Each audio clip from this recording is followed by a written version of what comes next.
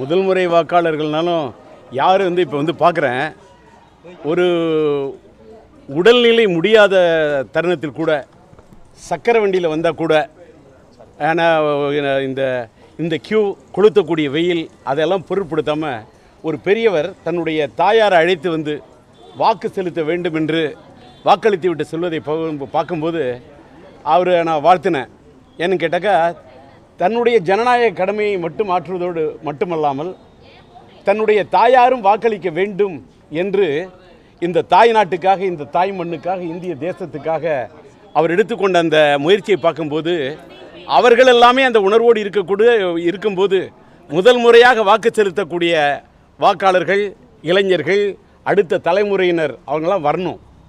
வெயிலெல்லாம் பார்க்கக்கூடாது. வெயில் சுட்டரிக்குது. தோகையை விரிச்சான்னா தான் மயில், கூவுனா தான் குயில், தண்டவாளத்தில் ஓடினா தான் ரயில், கோடை காலத்தில் சுட்டரிச்சா தான் வெயில்னால் அடிக்க தான் செய்யும். அதையும் மீறி வாக்களிக்க வரணும். நான்லாம் இப்போ வாக்களித்து விட்டு வந்தேன். அதாவது வாக்குச்சீட்டில் ஓட்டு போடக்கூடிய அந்த காலத்திலேருந்து என்னுடைய இளம் வயதிலேருந்து பார்க்குறேன். இன்றைக்கி இவிஎம்மில் எந்திர வாக்குப்பதிவு போடக்கூடிய இந்த காலகட்டம் வரை காலங்கள் மாறிக்கொண்டே இருக்கிறது. இது இன்றைக்கி பார்த்தீங்கன்னா ஃபேஸ்புக்கு காலம், ட்விட்டர் காலம், இது ஏஐ காலம், இது கம்ப்யூட்டர் காலம், இது கலிக்காலம். காலம் வேணால் மாறிக்கிட்டே இருக்கலாம், ஆனால் கடவுள் கையில் தான் இருக்குது காலம். அந்த கடவுளோட அருளால், அந்த கடவுளோட கருணையால் நல்லா இருக்கணும் இந்த ஞானம். இந்த ஞானம் நல்லா இருக்க, உலகம் நல்லா இருக்க. இப்போ பார்த்துங்க, துபாயில் பார்த்தீங்கன்னா அவ்வளோ பெரிய கொட்டும் மழை, அவ்வளோ பெரிய வெள்ளம். அதாவது இயற்கையை மீறி, இறைவனை மீறி மனிதர்கள் நாம் என்ன நினைத்தாலும் அது தவறாக தான் போகும். நம்ம எவ்வளோ தான் செயற்கை மழையை பொழி வைக்கலாம்னு நினைச்சாலும், செயற்கை மழையா இயற்கை மழையா இன்னைக்கு விவாதம். எவ்வளோ தான் செயற்கை ஜெயிக்க முடியும்? என்னதான் ஏஐ வரலாம், என்னதான் ஜிபிடி காலமாக இருக்கலாம், என்னதான் கம்ப்யூட்டர் வரலாம், என்னதான் விஞ்ஞானம் முன்னேறலாம், என்னதான் ஒரு பக்கம் முன்னேறலாம் விஞ்ஞானம், அதை மீறி இருக்குது மெஞ்ஞானம். அதை சொல்லுவது தான் இந்திய பூமி, அதை சொல்லுவது தான் இந்திய நாடு, அதை சொல்லுவது தான் இந்த மண், அதை சொல்லுவது தான் தமிழ்நாடு, அதை சொல்லுவது தான் இந்த தென்னாடு. அதிலும் அந்த தென்னாட்டில் இருக்கக்கூடியது தஞ்சை மாவட்டம். அந்த தஞ்சை மாவட்டத்தில் அந்த ராஜராஜ சோழனும் ராஜேந்திர சோழனும் கால் பதித்து ஆட்சி செலுத்தி இந்த மண்ணிலே தஞ்சை தரணியின் நெஞ்சை நிமிர்த்தி காட்டிய அந்த சோழ மன்னனுடைய அந்த தஞ்சை மண்ணிலிருந்து, அந்த தஞ்சை மாவட்டத்திலிருந்து, மயிலாடுதுறையில் இருந்து வந்தவன் என்ற முறையில் இந்த மண்ணின் மகிமையை நினைத்து இந்த மண்ணிலே பிறந்த ஒரு இந்தியனாக என்னை பார்த்து வாக்களித்தில் நான் பெருமைப்படுகின்றேன். இதை என்னுடைய பாக்கியமாக கருதுறேன். இன்னைக்கு வாக்களிக்கிறோன்னு சொன்னா கடவுளுடைய அருள் இருந்தால் தான் வாக்களிக்க வர முடியும். கடவுளோட அருள் இல்லாட்டா எதுவுமே நடக்காது. அந்த கடவுளோட அருள் இருக்கிறதுனா நான் நேரில் நின்று பேசுகிறேன், உங்களுடைய முன்னாடி நின்று பேசுகிறேன். வாய் இருக்கவங்களும் பேசிட முடியாது, வாய்ப்பு இருக்கிறவங்க மட்டும்தான் பேச முடியும். எனக்கு ஒரு வாய்ப்பளித்ததுக்கு நன்றி. கடவுளோட அருள் மட்டுமே வச்சு அரசியல் பண்ணக்கூடியவர்களுக்கு குறிப்பிட்டு சொல்றீங்களா? கடவுளோட அருள் நான் காலத்துக்குமே கடவுளோட அருள் தான் வாழக்கூடியவன். நான் இல்லை இளைஞர்களும் வருவாங்க சார். அவங்களாம் வேலைக்கு போயிட்டு இருப்பாங்க. வேலைக்கு போயிட்டு மத்தியானம் கூட காலையில் போய் தங்களோட அவங்களுடைய இதை முடிச்சுட்டு மத்தியானம் வரும். எல்லாமே குதர்க்கமாக பேசக்கூடாது.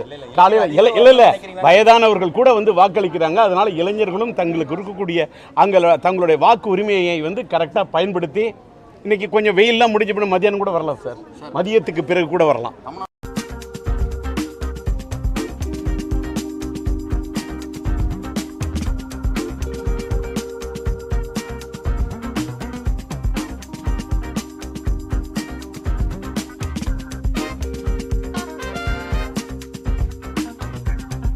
நான் என்னுடைய வாக்குரிமைக்குரிய ஜனநாயக கடமை ஆற்றியிருக்கிறேன். அதேபோல் வாக்குரிமை பெற்றிருக்கக்கூடிய அனைவரும் தங்களுடைய ஜனநாயக கடமை ஆற்றிட வேண்டும். மறந்துடாமல், அதை புறக்கணித்திடாமல் அந்த ஜனநாயக கடமை ஆற்றிட வேண்டும் என்று உங்கள் மூலமாக நான் வேண்டுகோள் விடுக்கிறேன். நீங்க நினைக்கிற மாதிரி இந்தியாவுக்கு வெற்றி வாக்குரிமை இருக்கிறவங்க அனைவருமே மத்தியில் மீண்டும் யார் ஆட்சி அமைக்கிறது ஓட்டு போட்டோம் அப்படின்னு சொல்றதுல ஒரு மரியாதை, ஒரு கௌரவம். ஓட்டு போடணும் சொல்றது கண்ணாடி செஞ்சு எல்லாரும் ஒரே ஒரு போட்டோ கட்டில மீண்டும் யாராச்சும்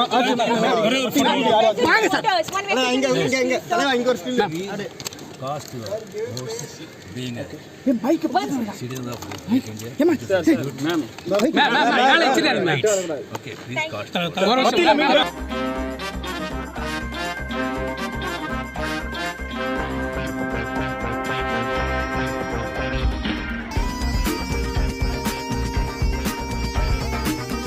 இந்தியா வாழ்க, தமிழ்நாடு ஓங்குக, தமிழ் வெல்க.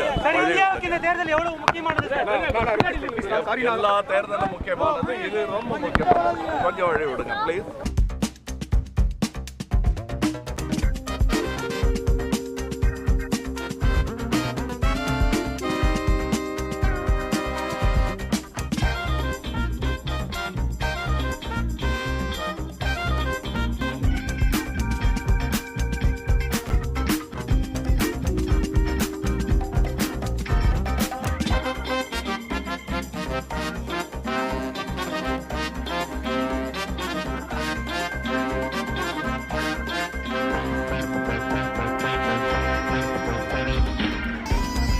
ஜனநாயக உரிமை, ஓட்டுங்கிறது ஜனநாயக உரிமை. தயவு செய்து எல்லாரும் வந்து ஓட்டு பண்ணுங்க, உங்க இஷ்டப்படி ஓட்டு பண்ணுங்க, அதுதான் முக்கியம். And we hope this election goes on very well. அதுக்கு வந்து நம்மளோட ஒத்துழைப்பு தான் தேவை. ஆகையால் எல்லாரும் வந்து வீட்டில் உட்காந்துட்டு ஹாலிடே எல்லாம் போகாமல் சாயந்தரம் 6 மணி வரைக்குமா டைமு? ஆமாம், அது வரைக்கும் டைம் இருக்குது. வந்து தயவு செய்து எல்லாரும் ஓட்டு பண்ணுங்க. நன்றி. Thank you sir.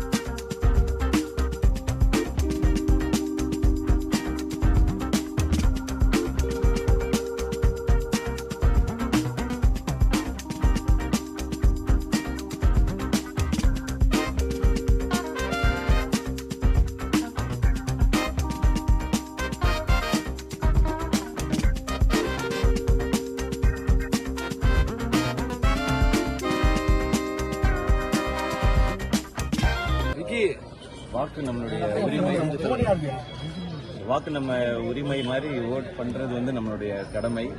எப்போவுமே வந்து சீக்கிரம் வந்துடுவேன் ஃபஸ்ட்டு. அது எலெக்ஷன்னால நம்ம போய் நம்மளுடைய ஓட்டு அதை நம்ம போய் போட்டணுன்றது தான். ஸோ இந்த டைம் ஃபஸ்ட் டைம் ஓட் பண்ணுற எல்லாருக்கும் வாழ்த்துக்கள். உங்கள் மனசாட்சிப்படி நீங்கள் வாக்களிங்க, அதுதான் எப்போவுமே சொல்லணும்னு நினைக்கிறது. நீங்கள் வீட்டில் கூட டிஸ்கஸ் பண்ணணும்னு அவசியம் இல்லை. உங்களுக்கு யாரை பிடிக்குதோ, யாருக்கு ஓட் பண்ணணும்னு நீங்கள் நினைக்கிறீங்களோ அவங்களுக்கு நீங்கள் ஓட் பண்ணுங்கள். ஆப்ரஹாம் லிங்கன் சொன்ன மாதிரி ஒரு புல்லட்டை விட மிக வலிமையானது இந்த வாக்கு. ஸோ அதை நம்ம பயன்படுத்திக்கணும்னு நான் நினைக்கிறேன். கண்டிப்பாக எல்லாரும் போய் ஓட் பண்ணணும், அது நம்ம கடமை. நம்ம ஓட் பண்ணதுக்கு அப்புறம் தான் நம்ம எதுனாலுமே சொல்ல முடியும் நம்ம ஊர் இப்படி இருக்கு, இல்லை ஏதாவது நம்ம கருத்து ஏதாவது முன்னெடுத்து வைக்கிறனாலும் அதுக்கு முன்னாடி நம்ம முதல்ல ஓட் பண்ணியிருக்கணும். நம்ம கடமையை நம்ம செஞ்சுருக்கணுன்றதான் என்னுடைய ரசிகர்களுக்கும் சொல்கிறது அதுதான். ஏன்னா இப்போ எல்லா இடங்கள்லையும் தேர்தல் ஆணையம் வந்து அதை ரொம்ப அழகாக ஆர்கனைஸ் பண்ணி பண்ணுறாங்க. ஸோ 10 நிமிஷம் 15 நிமிஷம்ன்றது தான் எங்கே போனாலுமே. ஸோ இன்னைக்கு எல்லா இடத்துலையும் லீவும் விட்டுருக்குறாங்க. போய் எல்லாரும் கண்டிப்பாக ஓட் பண்ணுன்றதான் நான் என்னுடைய ரசிகர்கள் எல்லாருக்கும் நான் சொல்லிக்கிறேன்.